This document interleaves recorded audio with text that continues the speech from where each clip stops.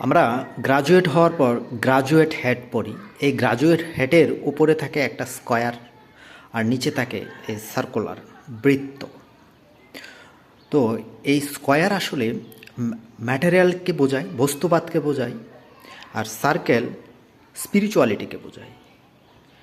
একইভাবে Masonic সিম্বলে compass এবং square scale থাকে।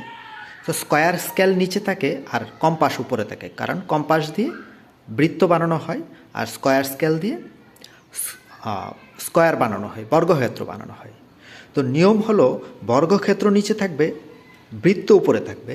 কিন্তু আমাদের গ্রাজুয়েট হেডে স্কয়ার উপরে থাকে, বর্গক্ষেত্র উপরে থাকে, বৃত্ত নিচে থাকে। তার মানে জাগতিকতাকে উপরে রাখা হলো, আধ্যাত্মিকতাকে নিচে রাখা হলো, মানে ওভার হেড করা হলো। আধ্যাত্মিকতাকে সাপ্রেস করে দেওয়া হলো জাগতিকতার মাধ্যমে, মানে জাগতিকতাকে উপরে রেখে দেওয়া হলো, আধ্যাত্মিকতাকে সাপ্রেস করার জন্য নিচে ফেলে দেওয়া হলো।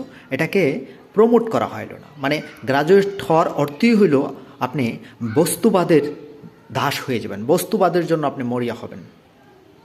কিন্তু ম্যাসনিক যে সিম্বলটা ছিল সেটা কিন্তু আসলে সার্কেল উপরে এবং স্কয়ার নিচে, আগে আধ্যাত্মিকতা পরে জাগতিকতা।